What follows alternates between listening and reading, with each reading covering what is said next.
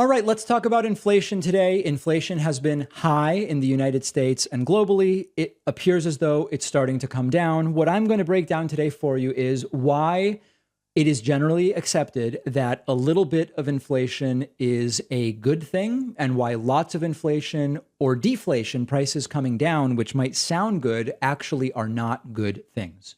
The general reason why some inflation is good is because a little bit of inflation, number one, is what generates economic growth in a completely standard sort of like classical economic worldview, which there's a lot of controversy about, but that's the framework we're using today.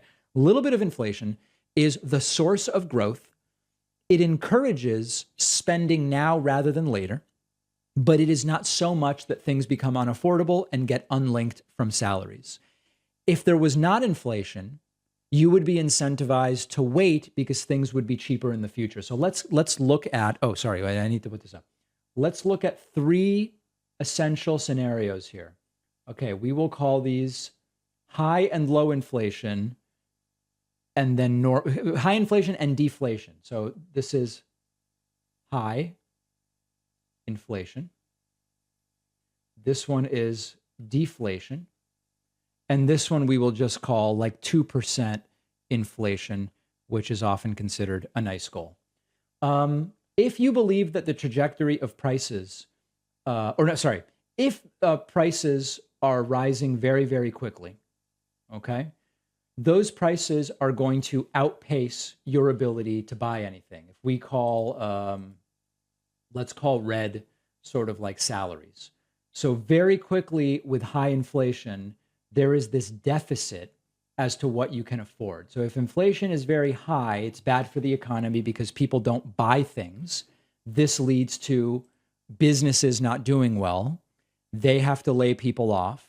The people that get laid off no longer have wages with which to buy things, and it becomes a problem for the economy very quickly. Now, if prices are going down, okay, and we're at time, prices are here. We're here, but you expect eventually prices will be here. Why would you buy right here unless you absolutely needed something? Okay, food, you need to eat. But if you expect prices will be here, you would wait to buy anything. And if then you expect prices to be here, you would wait. And if you expect prices to be here, you would continually wait to buy. The fact that you would all be waiting, that we would all be waiting to buy things, will generate economic contraction because you're not doing business with those providers of goods and services. So this is why deflation, although it sounds kind of good, right? Like, wow, my money would go really far. People would start waiting to buy, and that would not be good for the economy. When you have inflation that is low and it more or less keeps up with wages. So in this case, we'll just kind of draw our red line, our wage line, right alongside the inflation line. This increase is what generates economic growth and what encourages you to buy now because things will get more expensive, but things aren't so expensive that you can't afford them. If you're here and you expect prices to ultimately be here, but this is just a little bit of a gap, you can still afford here, this is where you're going to buy. This is the general concept. Now, there's a number of ways in which the Federal Reserve can try to impact this. If the Federal Reserve raises interest rates, making it more expensive to borrow, to buy or build stuff, fewer people will buy or build. This decreases demand and it sort of cools the economy to a lower level.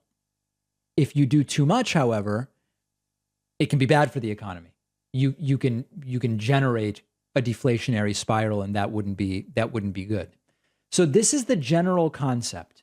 The Fed likely will continue raising rates off and on until inflation gets back down, maybe not to the 2%, that could be a while, but maybe somewhere in the range of 3 to 4%, where I actually think it's going to get back there sooner than some people think.